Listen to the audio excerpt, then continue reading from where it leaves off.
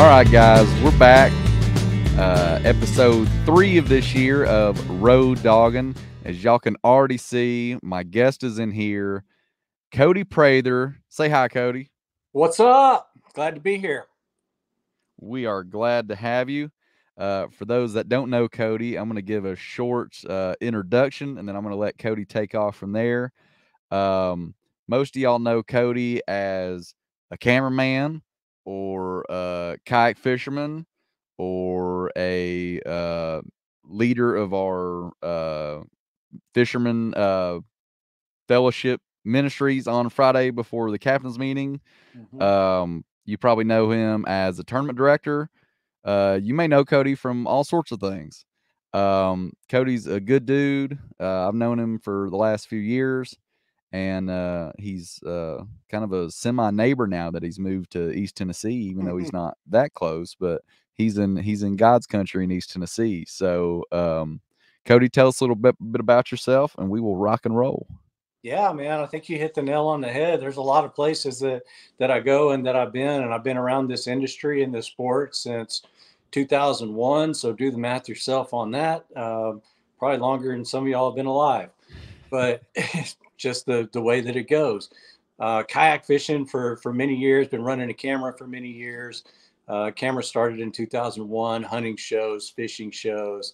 Then I started getting into more of the tournament scene, and now I do almost all fishing stuff. And I work with Major League Fishing. I work with bass. I did the old school Hobie Outdoor Adventures in the early days, and was filming a lot of the kayak tournaments from the saltwater tournaments with the IFA for the few of y'all that remember that, all the way up to where we are right now. Yeah, I've spent some time with Jacob Wheeler, and I've got a lot of wins with Major League Fishing, and I've been with them since not the very beginning, but for quite a while as they've grown, and now I do walleye tournaments, heading off to walleye, do redfish tournaments, do whatever kind of tournament. If it's a fish and there's a boat and there's a way to film it, there's a good chance that I'm going to be a part of it. And all of that has transitioned more into ministry work now. So with the kayak side of stuff, I did a lot of tournament directing all the way up through 2018, and then I've helped with some of the Hobie events throughout the years, and tournament directed whenever AJ needed some help. And so I fill in there as well. But the majority of my focus now is with the ministry, with Fisherman's Fellowship, which we've got a real strong Facebook presence, and with a group and with a page, website, and we're growing and expanding that. But our goal is to have I work with Matt Ball on the ministry side of stuff with the tournaments, where we try to have a fellowship at every major event before the captain's meeting or registration meeting. So we're at Bass, um, we're at Hobie, and we try to make as many KBF events as we can, and anyone else that will welcome us in, because we've got a curriculum. I can put something together for you, for your club, whatever you want. We want to get ministry out there just to change the atmosphere in this world, and have a place where people can look and say, hey, these are other believers, and we can come and support one another, because it's not necessarily about, hey, I need to come here and get fed the word. A lot of times you can be there, you can be a mentor to somebody else. Somebody can look and just see you being there, and say, hey, I want to go there too. And hey, maybe I can ask this guy. I got a situation going on at home, or I'm pretty disappointed in my tournament finish, and I don't understand what's going on. Or, somebody, you end up in grief. I mean, there's just times where we got to come together as people, as men and women, and support one another, because our mantra, as I said with Fisherman's Fellowship, life is hard. We're much stronger when we do this together. So that's kind of my history, and where I'm at right now. Absolutely. I know some of the times that I went to a couple of them. To me, when I get at a tournament, it's very easy for me to put whatever I'm doing first. So if I'm at a tournament, that's the most important thing on my mind for the weekend, and especially if I'm doing multiple events in a row, I kind of lose focus of what's most important at times. Mhm. And a couple of the ones that I've made, that you've done and Matt Ball has done, it kind of helps focus that the tournament that weekend is not the most important thing that's going on that weekend.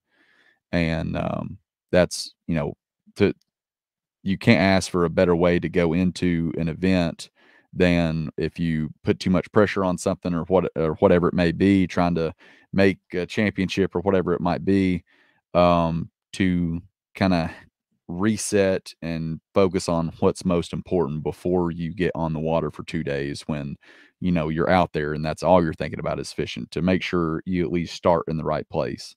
That happens with me, and I'm supposed to be leading the fellowship, but I get there and I'm fishing too, and I get tunnel vision and caught up in those fish, and I come to fellowship, I'm like, I'm leading this, and I show up and I'm scattered all over the place, going, frazzled, going, I don't know where my fish are. I need to get back. I need to go do this. And it allows me to recenter and just take that deep breath and be like, okay, there's more important things. It's going to be what it's going to be. I can't solve all my fishing problems right now, but you know what? I can take a minute and breathe and honor God. And man, it just kind of seems to calm me down and recenter me. And I know it does that with other people too. I've heard them say that. So thank you for that. Oh yeah. I wish I could make more, but half the time I'm getting off on a Friday and driving straight to a tournament, getting there last person at check in, and then we're Mhm. we're we're we're flying by the seat of our pants after that. Well, Um, I'll just sit here and quietly judge you on that. I'm just kidding. It's one of those things that if you can get there, get there. If you can't, nobody's judging you, or is going to, we don't keep score on any of that stuff. We just want to create an environment where people are allowed to come and honor God. And I encourage people to be there. You've got to be there for board check anyways. You've got to be there for the meeting anyways.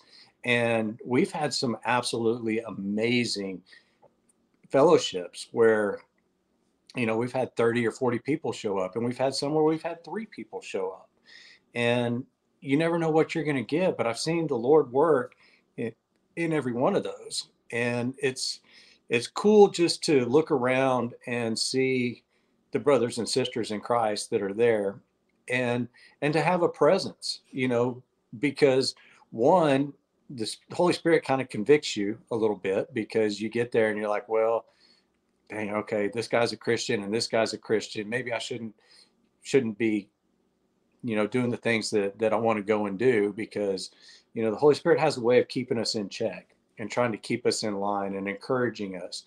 Um, and I need that. I need that from other people. I don't say these things um, pointing out anybody else. I say them because that's what I need, because I can get off the rails pretty quick, and I've done that a lot throughout my life.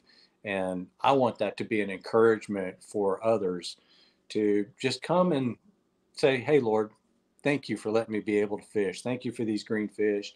And you know what? I want to pray over my brothers and sisters that are out on the water. And Lord, please keep them safe and get us all back here and let us find joy on the water. That's what I always pray for. I want joy. I want to have fun, because we're in God's creation.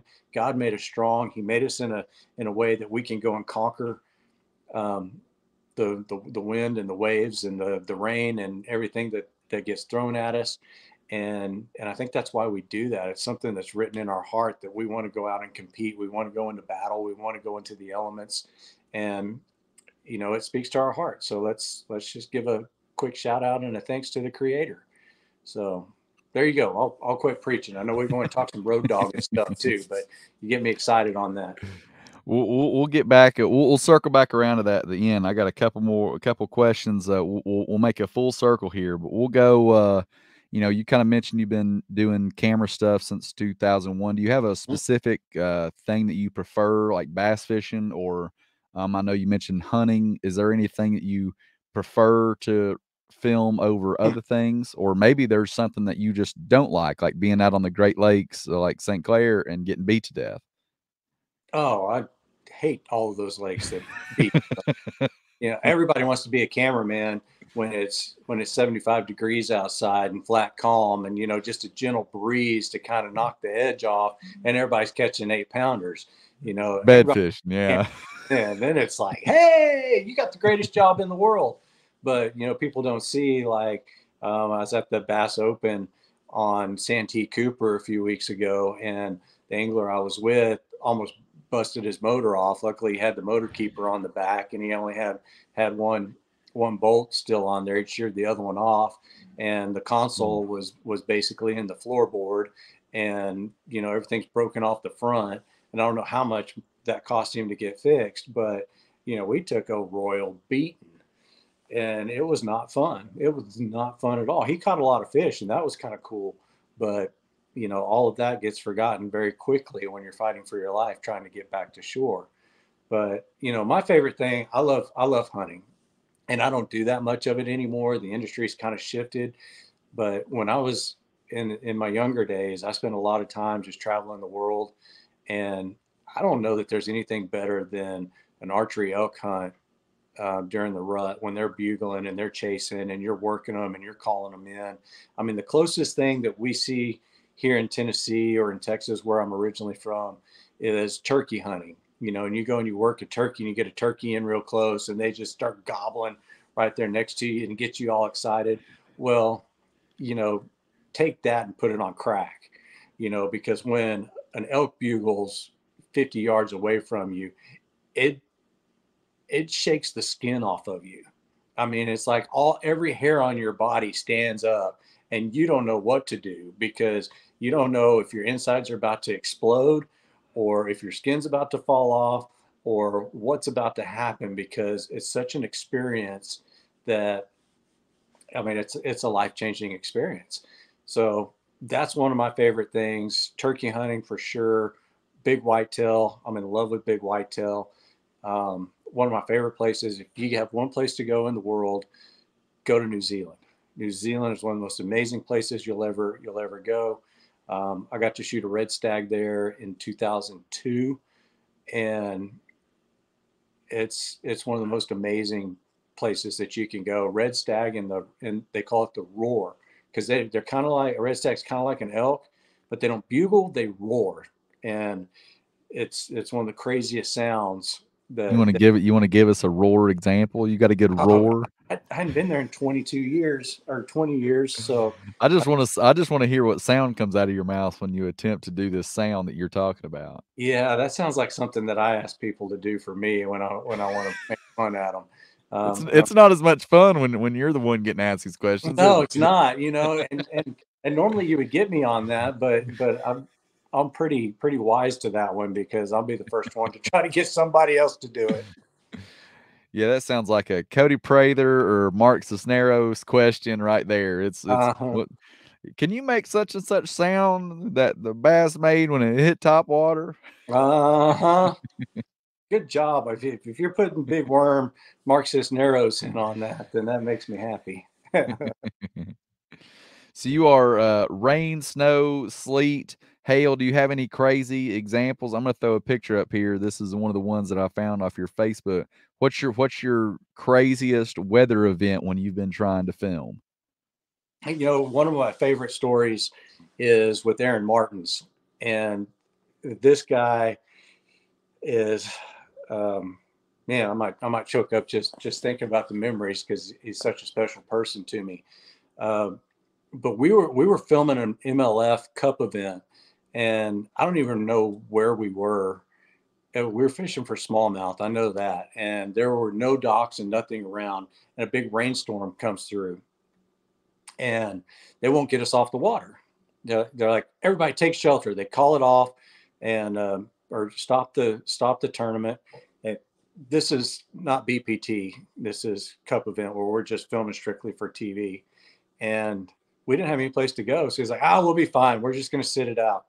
So we sit there, and all of a sudden it starts hailing, and we got no cover. And I mean, we're talking nickel size hail coming Ooh, down, and it made the show. I got video of it. I can't find any pictures of it, but he's just rolling around on the front deck, laughing and having fun and throwing ice at me and sitting there eating ice off the front deck. And it's like a little kid in a candy store, just having so much fun. And me and the butterfish are like huddled up, you know, trying to keep ourselves from getting pelted to death. And he's just rolling around, having the funnest time of his life. And you can't help but join in with that and just start laughing. And I'm sitting there taking him on the side of the head and throwing ice back at him. And we just had one of the funnest times on the water that I've ever had in those conditions. But I mean, we've had lots of lightning storms come through. When that happens, you know, we really fight to get off the water. The the rains, like we did it. I call it the trifecta of misery. There is a trifecta of misery, and that's when it's raining, it's freezing cold, and the wind is howling. So, I mean, it might. I've It fished might some tournaments like that. I haven't held a camera and done it, but I feel the trifecta of misery. oh yeah, I mean, when you're fishing, at least you're doing something. You got some action going. It keeps you a little bit warmer.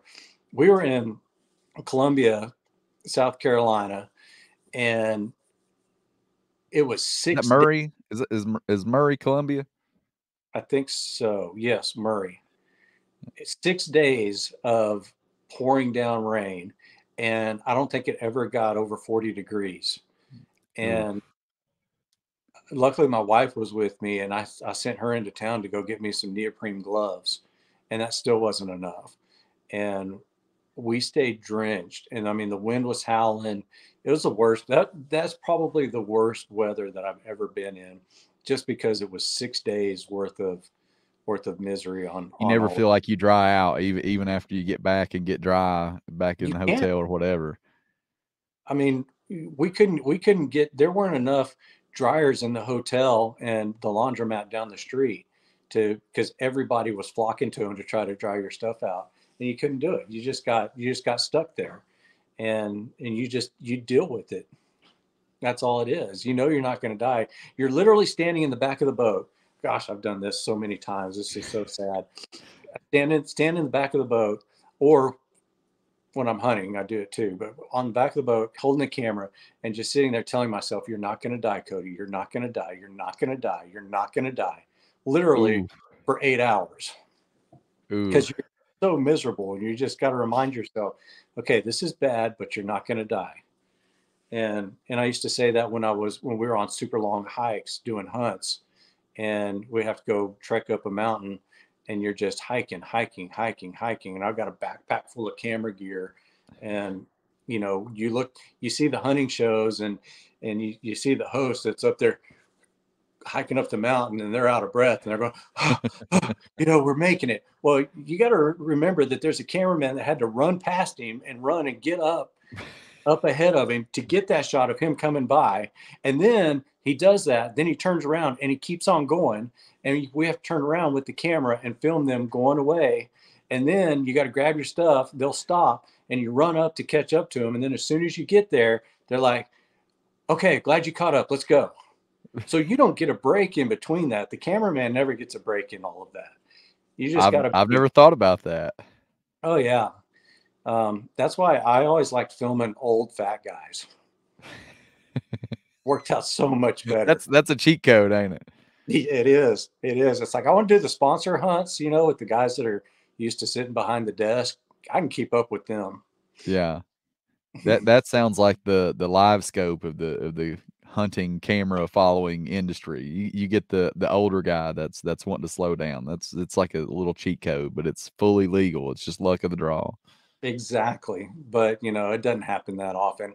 But, you build a rapport with people, and you just go through it. And on the boats, when you're in the miserable weather and wind and waves and all of that stuff, you kind of build a bond with the angler and the boat official, just because you all have to endure it. And old school stuff. We went on the Great Lakes, Henderson Bay, in 19-foot boats filming a cup event, and I blew my back out. That was right before the very first red crest.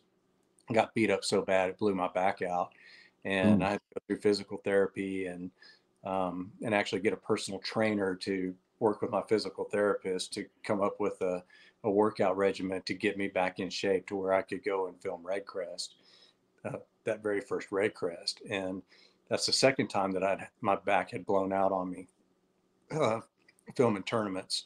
And, and so I had to really get myself in shape and prepare to go back into work. You know, it's not all glitz and glam. Hey, I get to go hang out with the pros. Yeah. Yeah. So you mentioned you're going to South Dakota for a walleye event. Do you fly to events like that are further away? Do you mostly drive? You know, how much traveling are you looking at over the course of a year? Man, there were times that I was traveling 250 days plus a year, and it's always a mix of flying and driving. I try to drive as much as I can these days, but gosh, Is it's that preference of driving over flying? You not a big airplane guy? I love airplanes. I hate Ooh, airports. You I know, hate both. I hate flying. Hate airplanes don't flying. Hate bother airports. me. Now, I was flying so much at one point in time and so exhausted from these trips because we go and do 10 days in Alaska, and then you catch a flight um, to Idaho or something to go do an elk hunt. And you're doing 10 days on an elk hunt, and I would just go from one spot to the next and rarely getting a break and all that. And I would literally wake up on an airplane in a panic, having no clue where I was going or where I was coming from, and literally have to go through breathing techniques of, okay, Cody, you're okay. You're going somewhere. You're gonna be okay, because there was just so many airplanes. And I mean, I had elite status on 3 different airlines, and Wow. it was, yeah. I mean, I wasn't top tier with any of them. I was like one flight Yeah. away from top tier on one of them, but um, I had a lot of elite status on those. I don't anymore. In fact, I think I just lost the last elite status I had because I've been moving to Tennessee allows me to drive so much more than when I lived in Texas. They'd have to fly me to a lot of places, but yeah, a lot of time on the road, lot of time on the road, and I sure do enjoy driving a lot better than I like flying. Yeah, me too. What's your go-to musical preference when you're driving? You mentioned you're not a big podcast guy as far as listening to stuff. You a big music guy? I I'm a Simon and Garfunkel fan. Listen to the sounds of silence. So you're a driver and thinker. Man, I drove all the way to Oregon twice from Texas and never turned the radio on. And I would enjoy, lose my mind. oh my gosh. Well, I mean, I got so many voices in my head. I had a conversation the whole way there and the whole way back. I'm just kidding. Sounds It's like you've been alone a little too much. well, this was before cell phones. Now I got cell phones and I can pull everything up and look at Facebook and text and phone calls and all of that stuff. Used to in the early 2000s you couldn't do that when I was making those long road trips. And now, yeah, I listen to music. I grew up in the music industry. My dad's a musician, or he was a musician, and singer songwriter, and I grew up around a lot of famous musicians and things. And there's a lot of music that I do like. I like Western swing type music, um, old school Bob Wills type stuff, Yeah. and my dad's music, which is he calls it border music, which is real big down in South Texas around Terlingua and on the border. And he tells a lot of his old life stories of being an old cowboy in West Texas, and things like smuggling horses out of Mexico, and then a lot of other stories that are not really Christian stories of the things Yeah. he did in his youth. But I like to listen to my dad's music, and that's Gil Prather. You can look up his music. We've got it on all the streaming channels. But and I've got some other friends that are. I'm gonna check that out after this. Oh yeah, I can put you on some good tunes that you'll be rolling, laughing, and getting a kick out of that. But we're really proud of his legacy and what he's done. And He passed away a few years ago, and we went and had a 2-day party in Terlingua on the border of Texas for him, and um, had some friends take his ashes up in a helicopter and dump them out over the Rio Grande River. And he's just kind of a folk hero down there in a way with his music, and we met a lot of good musicians down there. So I listened to some off the wall stuff with that, Jay Cooker radio type music, and Billy Bowles Western Swing um, podcast that he does out of West Texas. So there's some things that I dig into, and my other buddy Bobby Chitwood, he's making a comeback after having to get um, his vocal cords, having surgery on his vocal cords, and he was going to be the next big thing out of Nashville, and his vocal cords went out on him, and he never thought he'd sing again, and he's starting to make a comeback. So, You just there, shared something about that on your Facebook recently, didn't you? One of his he just yeah, did a song or something. hmm Y'all check that out. Go to his Facebook. Check that out. yeah, Twisted. He did with Cowboy Troy, and um, yeah, some really really good stuff. So yeah, I mean, I've got a lot of music background. Austin Alsip, um, he's a good guy out of Texas, and he sings. He was actually on The Voice and almost won The Voice. Yeah, that name did sound familiar. And so his dad is Tommy Alsip, and Tommy Alsip, I've known him ever. He's the one who pulled my dad out of West Texas cowboying and got him into music. And so with Tommy Alsip, I actually lived with him for about 6 months, and it was a very weird 6 months because I had a Grammy sitting next to me and a platinum record over the couch over my head. And if you don't know who Tommy Alsip is, Tommy Alsip was Buddy Holly's road manager, and is the guy who flipped the coin with Richie Valens when Richie Valens and the Big Bopper um, and Buddy Holly all died in a plane crash. And Tommy Alsip was Buddy Holly's road manager. It actually taught Waylon Jennings how to play the bass guitar in the back of the bus as they were making that winter tour. So he produced some of Bob Wills' albums and was considered one of the best studio guitar players of all time, and an amazing producer, and has the Grammys and the platinum records to back it up. He passed That's away awesome. years ago Mm. because he did all the um, he kept the name the Texas Playboys from Bob Wills and the Texas Playboys, and he kept that going. And so I kind of grew up in the Western swing kind of music and indie music of Texas, and a lot of people keeping that music alive, a lot of music history. So there's something that people don't know about me. What's the dance hall they call the home of Bob Wills? Is that in That's Austin? that's in Turkey, Texas. Turkey, What is Texas. They got Bob Wills Days in Turkey, Texas, and it's a big festival that they do every year, and that's what they call the home of Texas. I don't know if there's an actual dance hall. for Could some be reason wrong. I was just Kane's Ballroom Yeah, is that what could. they call the home of Bob Wills. Yeah, where's that? Kane's Ballroom is in Tulsa, Oklahoma. Okay.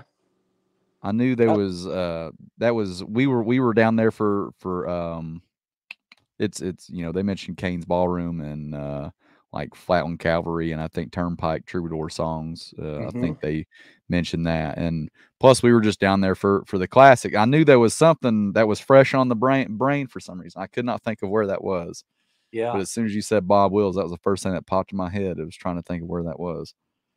yeah, because he was out of Tulsa. Bob's brother was out of Tulsa, and Leon Roush, I believe, was out of Tulsa as well, and that's where Tommy Alsip was out of. But they started in Turkey, Texas, and that was always the home of Bob Wills. But yeah, Tulsa ended up being a hot spot for Yeah, sure. for sure. So you've traveled all over the place. You mentioned New Zealand. Is there Mhm. anywhere the world traveler Cody Prather has not been that he would like to go, whether vacation or to film something? Man, I don't know. I travel so much. I kind of miss home. That's that's the hard part.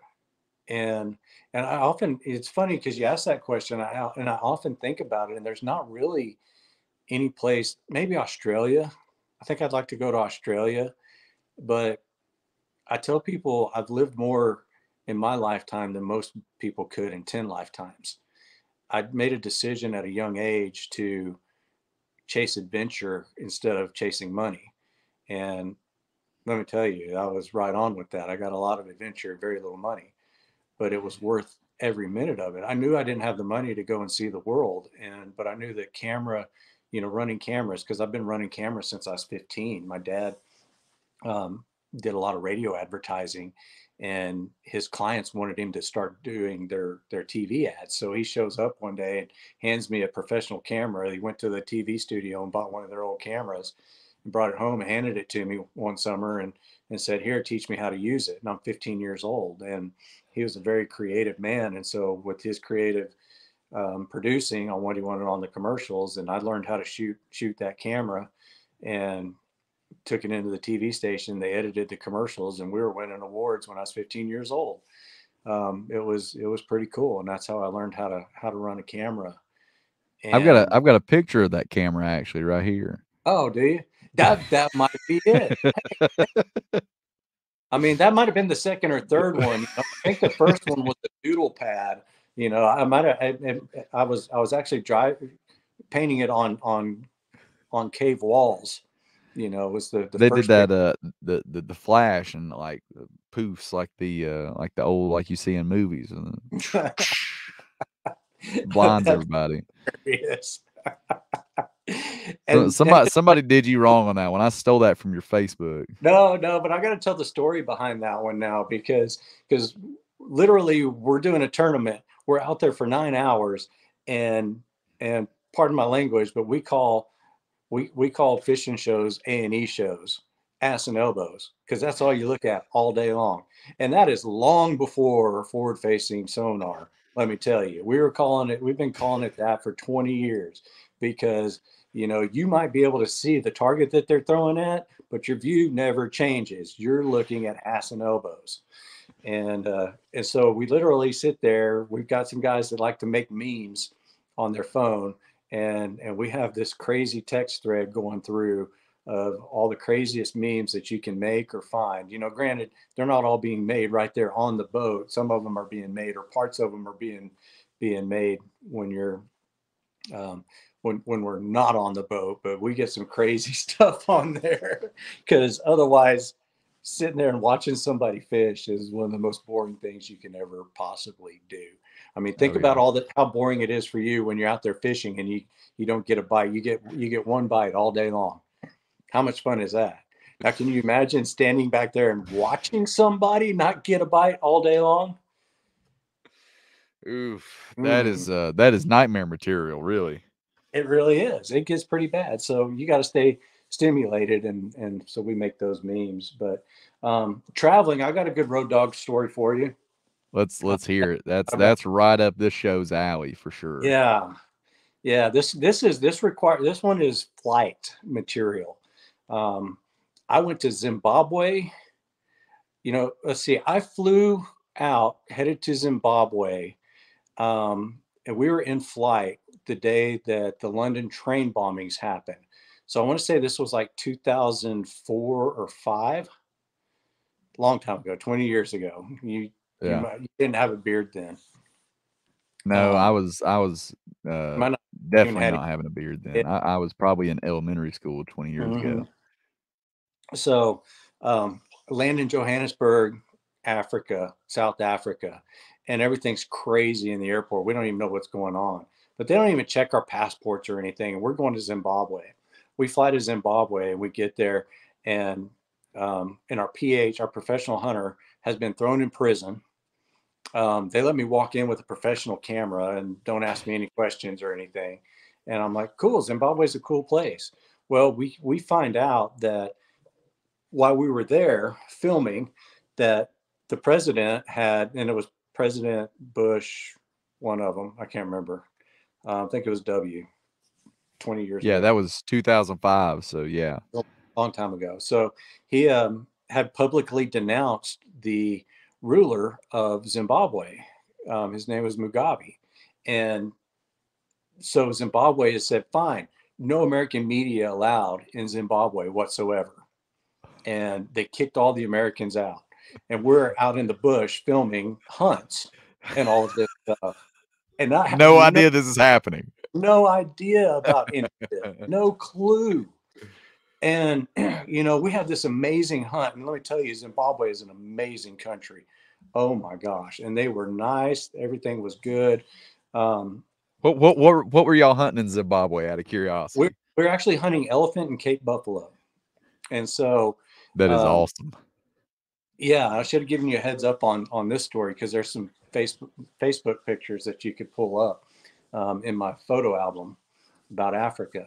And Just keep on talking. I'm gonna just look for them. yeah, but we're trying to come out of Africa. Yeah, we killed a Cape buffalo. We killed an elephant. Got charged by elephants. I got told I stepped on a black mamba. I never saw it, but somebody told Oh me my that. gosh. It makes for a great story. I can just tell everybody, yeah, I stepped on a black mamba. It's nothing. No Yeah, I clue. squished its head. I saw it. No big deal. Yeah. Casual day at the cameraman office. Yeah, I guarantee. The only reason I knew that there was a snake back there is because the people coming up behind me started screaming like little schoolgirls and running all over the place. I'm like, huh, that's weird. And then they came back up and they were like, yeah, you stepped on a black mamba because there was one right there in the trail and had half your footprint on it. I'm like, Ooh. okay, whatever you say. But the travel story is trying to get out of Africa, and we're not allowed to be there, and nobody tells me this. I'm walking around with this professional news camera, and all of a sudden I see security guys. They come walking out of a room and they're sitting there laughing and talking, and all of a sudden their faces just drop and they're staring straight at me, and boom, here they come. And man, I don't care how scared you've ever been, I doubt you've ever had this kind of pucker factor when you start seeing security in a third world country coming at you. Because at the time, Zimbabwe was considered the worst country in the world economically. And when we were flying through there, or flying to our camp, you could see the burnout villages where it was an election year. So the people that were not voting for Mugabe, their whole neighborhoods were getting burned out, and there was just lines of people walking down the road, and we don't even know where they were going or what was going on. We just did our deal and got out of there, and it was a really sad deal. But then I'm being detained by security, and they interrogated me for about 30 or 45 minutes. And if I could stay that cool and calm while playing poker, I wouldn't be a cameraman. I would be a multi-million-dollar poker player, because I played dumb tourist like to a T.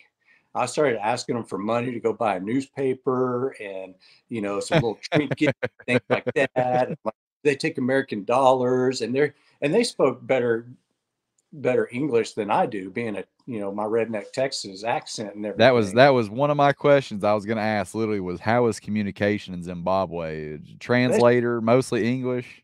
perfect English, perfect English. And so, yeah, yeah, that's me in Africa. You found them. That's wow, golly, that's a kid right there.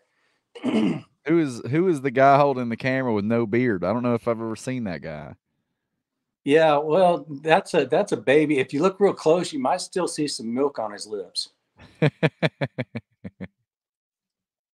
Yeah. I, I snagged a couple. I couldn't find you in this one unless you're inside the vehicle, but No, in fact, I might have taken that picture. But at that's that sweet. point in that picture, we're on our way to go get a Cape buffalo, and you'll see there's some pictures of them carrying like legs of a Cape buffalo out of there and stuff like that. So, yeah, that was an African adventure, and an amazing one. But yeah, to be detained in a third world country trying to get out of there, and none of the other guys, they had to go check their guns, so they were all in another security office, and I was out there all by myself, so I didn't have anybody else to corroborate my stories. And but they I were could not imagine. they were nicer to me than Canada's government was ever nice to me. Like, I have trouble getting back into Canada. I've been deported from Canada. I've been asked to leave Mexico. Yeah, I've got a lot of road dog stories that I just started thinking about. So, I want uh, to hear the deportation story. Actually, I want to hear that one from Mexico or Canada, either one. well, Canada, I mean, Mexico's not a big deal. That was just kind of a passport thing of, okay, well, I'm on my way back. They're like, well, yeah, you need to leave. I'm like, okay, no big deal. Just get me on the plane and get me home. Is that And like a Ryan Lambert going to another country with an expired passport and not realizing it until you get there? yeah, probably so, something like that. It wasn't a big deal. It was just kind of being asked to, it's time to go, get out of here type thing. Yeah. And and I don't know, Mexico's a different deal, but Canada, I was going, so I don't get to go and hunt very often, but early on, I was given the opportunity to go and actually hunt in Canada with a company that I had been working for, and they invited me up there as a guest.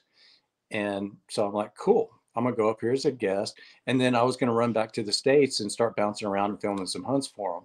Well, when you go to Canada, if you're there working, you have to get a work visa and all these other things. But I was excited because this is my actual vacation. So I get up there and they're like, what are you doing here? I'm like, I'm going to go on a hunt. And they're like, no, you're here to work, aren't you? I'm like, no, actually, I'm on vacation. I got invited up here because I get to actually hunt this time, and I don't have to work. I don't have to pick up a camera. They've hired a local cameraman, and I don't have to do any of that stuff. But I had a one-way ticket there, and they're like, well, where are you going to go after this? I'm like, well, we're driving back down to the States, and I've got some more hunts to do down there. Like, and you're going to go work on those? I'm like, I think I'm going to work on some of them, but I'm going to be hunting and doing what hunters do. And they kept me locked up for like 2 hours, and I gave them In a everybody. cell, Well, it wasn't an actual cell, but like a holding area, yeah, I mean, interrogation room. actually, yeah, it was an interrogation room. It had seats, it had windows, it had a bathroom. Um, People would kind of come in and out, but I couldn't go in and out. I couldn't go out any other doors. Other people could, but I couldn't. And I'm on the cell phone. I gave them all the numbers to the places and the people that could tell them my story. And they were split. They were like, "Oh yeah, we're going to call. We're going to do this. We're going to do that," and they never did. And they decided that I was there trying to work and that I didn't have the proper visa, and they didn't want me there, so they sent me home. Only they didn't send me Wow. home. They they took me to United Airlines, and they said, "Well, you have to go back home." I'm like, "Well, I don't have any money to go to buy a ticket."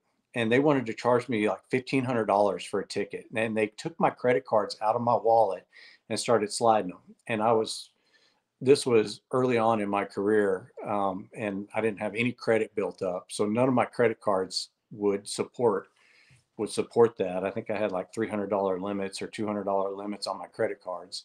And so that wouldn't work. And plus they were all maxed out anyways. And so they just, I mean, without my permission, they're sliding credit cards. And then they're like, well, we can't do that.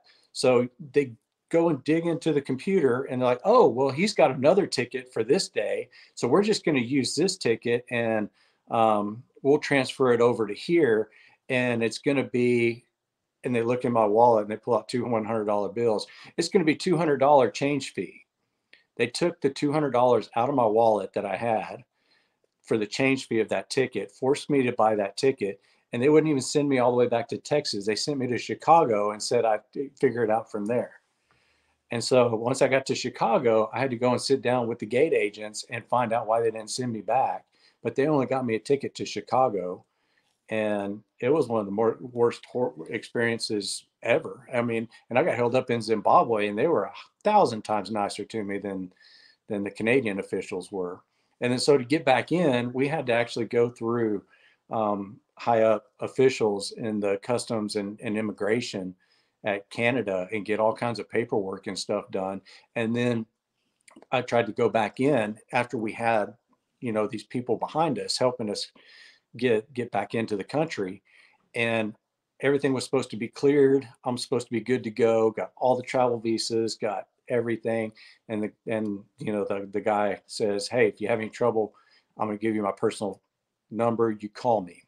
So I get up there and give them all the information, and then they come back and they say, "Well, you can't come in here."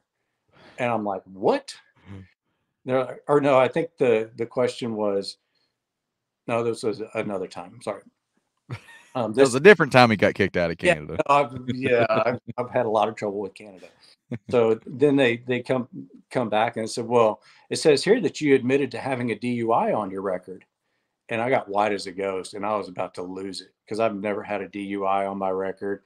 Not that I probably should have, but because the stupid stuff I did as a kid, but I never had a DUI on my record. And so I found out that the reason they didn't have a reason to send me back the first time, so they flagged my passport and put on my record that I had a DUI, and they basically just flat out lied on the whole deal, and then Oh tried my to all on gosh. me. And so I had to get all that cleaned up. And we had to start making phone calls to the customs and immigration guy to get in there. And he got us in there and then said that he would get all that cleared up. But the next time I went to Canada, I gave him my passport and everything. And then here they come walking back out going, "Mr. Prather, why are you of interest to our government?" And I'm like, I didn't know I was interesting to anybody. But okay, whatever. I don't know.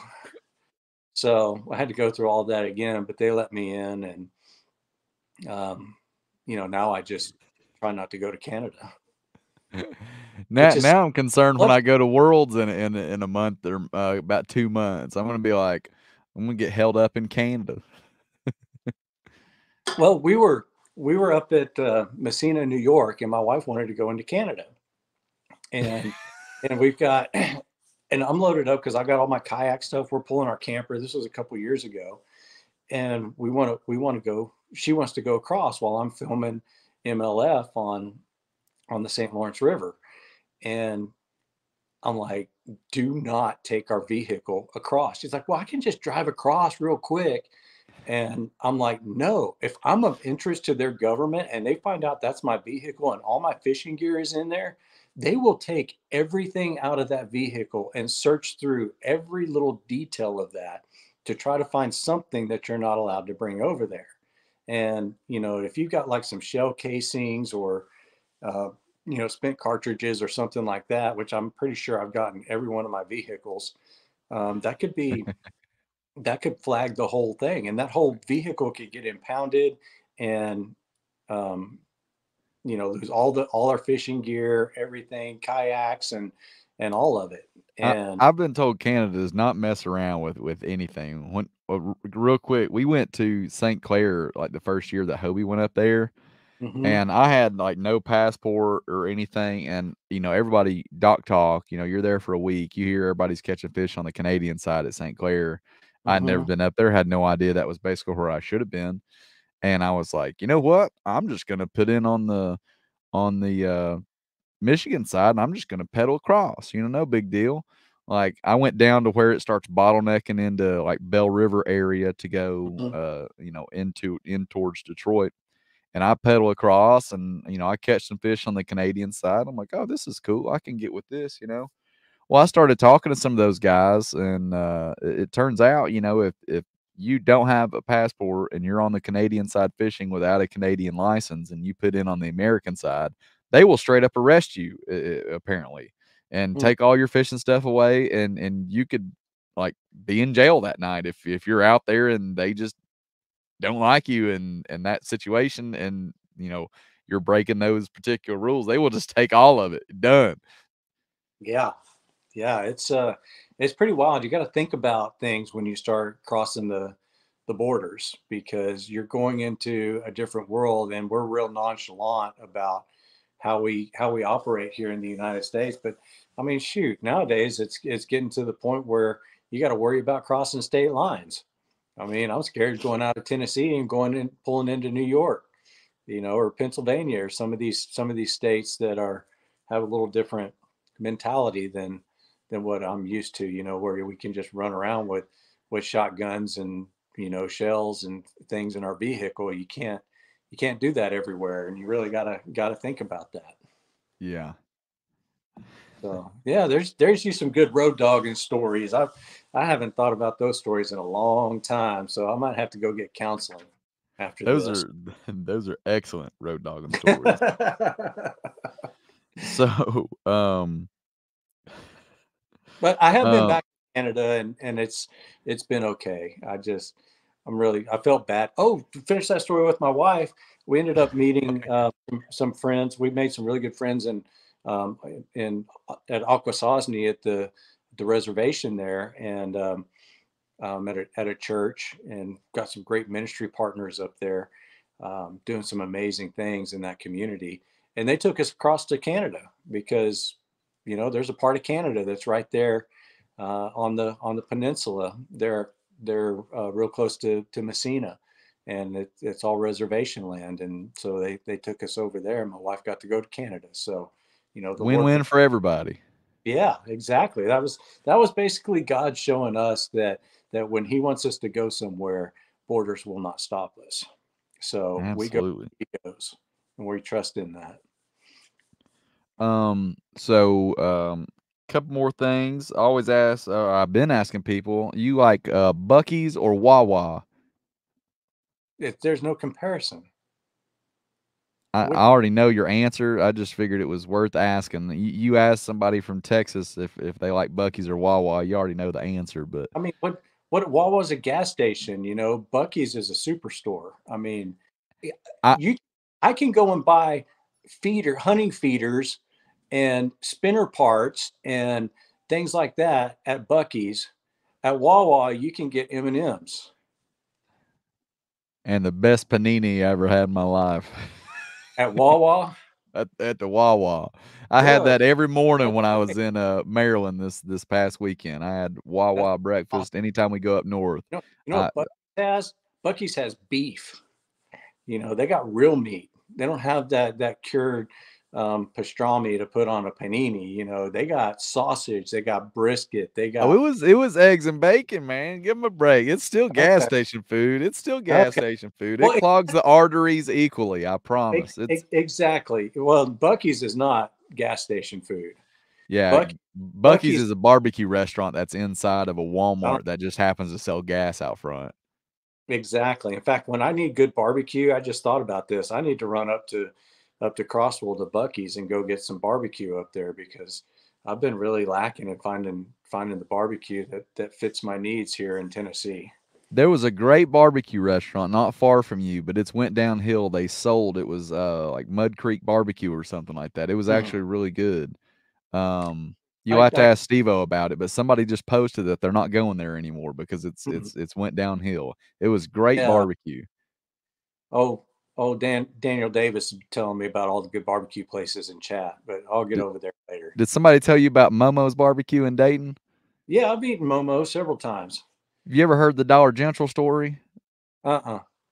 Oh, we Do I need don't have time for that, but some people just lit up when they heard me say Dollar General story because I've mentioned the Dollar General story more than once. It involves Steve-O and a yeah, that's a next level story. We'll have to save that one for another day. I've said that story before. It's a funny story, but that happened at Momo's barbecue, and somewhere that incident is on YouTube.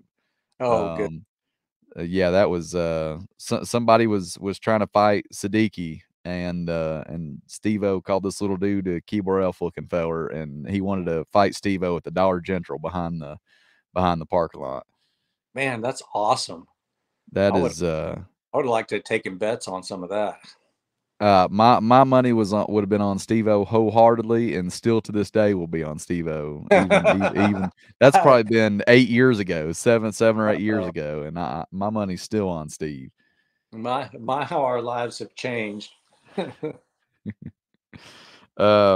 So we'll kind of work on wrapping things up here in a way, but tell us, you mentioned y'all are kind of working on an event this summer. If you want to touch Yeah, on that, and I'll just tell you a little bit more about Fisherman's Fellowship because, we do the tournaments, we do fellowships at the tournaments, and that's a big part of what we do. And Matt Ball really heads that up and does an amazing job. And a lot of different people will step in and help us with that. We also do have a really strong Facebook presence. I write a devotional every day and do a little video every Sunday morning, because if we're fishing a tournament and can't be on at church, and you don't have a podcast that you want to listen to, then I'm going to give a little teaching. And some of them are really good, and some of them I look at and I'm like, what was I doing? I look like I'm asleep. But you know, we try to get the word out of something, and let me know what you want to hear, and we'll I'll put, or your questions, what questions you have about the Bible or about God, and we can dig into all of that as best I can, and I'll certainly research that. But another step that we're building with Fisherman's Fellowship is retreats, and these are things that I want to do more and more as we grow. And this year is going to be our first retreat, and we're partnering and working with Kayak Fishing with Christ, and it's going to be at Natchez Trace in here in Tennessee, Natchez Trace Park, kind of around north of Pickwick, but it's got a lot of small little ponds and places to fish over there. And that's going to be, I believe, the second weekend in August, August 8th through 10th, I believe is the weekend. And I know the Hobie Saginaw Bay event is going to be going on, but this is our first attempt at this. And it's really a leaders workshop, a leaders retreat, where we want to take men, mostly men. I mean, women are welcome to join, but we're really focused on taking people deeper into Christ and into identity and building leaders and leadership. This is not a, hey, let's get together and fish kind of weekend. This is a real retreat where we're going to be talking a lot about fishing. We're going to be doing fishing in the morning. There's definitely going to be around water and the outdoors, but we're going to go deep into the word, and we're going to dig into the things that are speaking to our heart and to the things that we know we want to dig into as men and women of God, and where Jesus fits into that, and how we can grow our relationship with him, because this is for people that don't want to have a stagnant relationship with Christ, because we can go and check the box, and we can go to church, and we can say that we believe, and we can have our lives and totally keep Jesus out of it if we want to, or we can keep our eyes on him, as Matthew 6:33 says, seek ye first the kingdom of God and his righteousness, and all other things will be given to you. Well, let's go and learn to seek him with all our heart, and let's go and seek for righteousness, and let's see what God's got for us in that. And so we're going to have a weekend packed full of class, I say classes, but just time of digging into subjects that are going to grow us as men of God. And we're going to have some reflection time on learning how to spend that time with with Jesus, and get into the prayer and allow him to reveal to us some depths of our hearts. Because when you take that time and put yourself before him and ask him to reveal to you who he is and who you are, he'll do it. And and it changed my life, being able to go through that and do that. And I want to share that with other people. So we're doing that. We also do a lot of evangelism and other ministry stuff. My wife and I are you know will speak at churches, and my wife is a national prayer director with another conference, a She Will conference, and so she does a lot of work with that, and that's a big part of our ministry with Fisherman's Fellowship. And then we do a lot of prayer stuff. And as my wife is working on her master's degree in counseling, we hope to be able to add counseling to the ministry later on down the road as well. So we're not just doing tournaments, although that is a big part of it. And we're at every kayak tournament every major kayak tournament, and then whatever boater tournament we can get to have that and get the word out and get people to show up. then we're gonna do it. And like I said, anybody who wants to put on a Fisherman's Fellowship, or you want to do something in the morning before your local tournament, we've got resources for that. I've got devotionals written. I can give you a study guide. We can put all of that together. Hopefully, here soon, we'll be publishing some materials, devotionals, and some other writings. And really, people will tell us what they need. We can do it. That's awesome. Y'all have really done a fantastic job with that. That conference should be awesome at the kind of the retreat. I know some of the ones that have been done in the past with kayak fishing with Christ. I know Kent Vanover, Mm-hmm. mutual friend of mine, and Cody's has spoke very highly of those kind of retreat events that they've had at Chick and some different places in the past. But it sounds like this is kind of be an expansion of what that's been in the past, Mm-hmm. and looking forward to seeing what comes of that. And check my calendar and see if I can't come to that myself.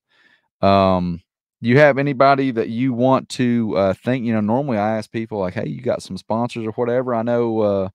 I don't know what your sponsorship situation is traveling around. I know you always wear your Kistler hat. I don't think I've ever seen you without it. Mm-hmm. Which that actually looks different than the one I've always seen, because that one actually looks new and not beat to death. You're Yeah. like me, you wear a hat till it about wears out. Oh, I've still got that hat, and if my wife's already asleep right now, otherwise I would just go and grab it and put it on for you. But yeah, Trey Kistler is a dear friend of mine, a man of God, and makes an amazing fishing rod. And so, yeah, I definitely want to thank Kistler Rods. And if you want to be a part of their team, let me know. Hit me up. Send me a message. They're always looking to add people to their team and get discounts on their rods. They make, I mean, some of the most amazing rods that you're ever gonna hold, and their reels have gotten absolutely amazing too. They're chromium reels. So big shout out to Trey, and just a thanks to him for supporting me and so many things, and other ministries. And I want to give a shout out to Kids Outdoor Zone. If you're looking for another ministry to support, kidsoutdoorzone.com. So I guess my sponsors are ministries, and that's who I sponsor. So that's who I want to give shout outs to. They just had their gala in Texas this past weekend, and they had Lucas Black as their speaker, which, Lucas Black is a huge fisherman. He's fishing I believe the Toyota series, and just a great outdoorsman. And of course, he's the actor from Fast and the Furious, and 7 Days in Utopia, and NCIS, and big name actor. But Kids Outdoor Zone, they're all about rescuing fatherless boys and taking them into the outdoors and teaching them how to be men, teaching them how to build fires, how to shoot bow and arrows, how to kill a deer, how to skin a deer, how to do all the things that a dad needs to teach a son. But if you don't have a dad, he can't teach you. And so, check them out. Um, they're all over the country, all over, actually, in Canada, and in the Ukraine, and Moldova, and they're really turning worldwide, and they're rescuing a lot of boys. So, and their hearts. So check them out, kidsoutdoorzone.com, fishermansfellowship.com. You can find us there. Big shout out to Kistler. I always wear my AFCO stuff. Big thanks to Major League Fishing, Bass Pro Shops, Hobie Eyewear, man.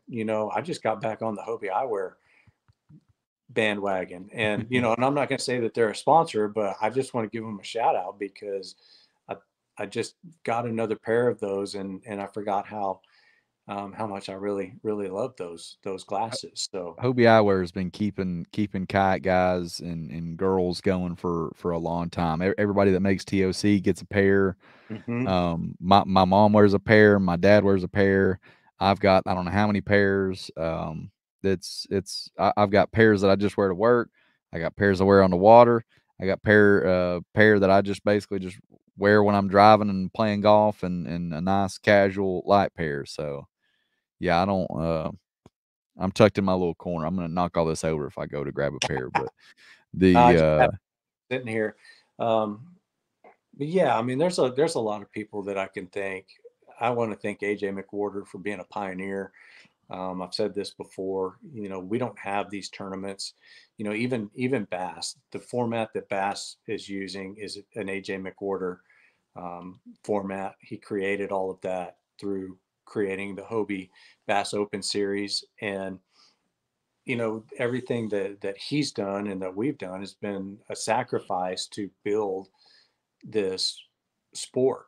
And people seem to forget that all of this was created when Hobie stepped out to really change the way things work. And so I encourage people, go and support Hobie, um, the brand and the tournaments, because this is where it all began. They're the first that got everything going. They're the reason that you have these tournaments that you have.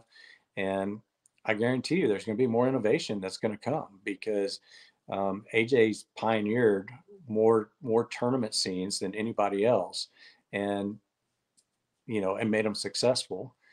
And it's going to happen again. So don't give up. Well said. I don't, anybody that knows anything about me or anything I've done over the last 10 years of fishing kayak tournaments knows that I'm a big fan of Hobie, and even bigger fan of AJ. Mm-hmm. Um, Not only is he, all the tournament director, Steve O and AJ, and a lot of local guys are all friends of mine.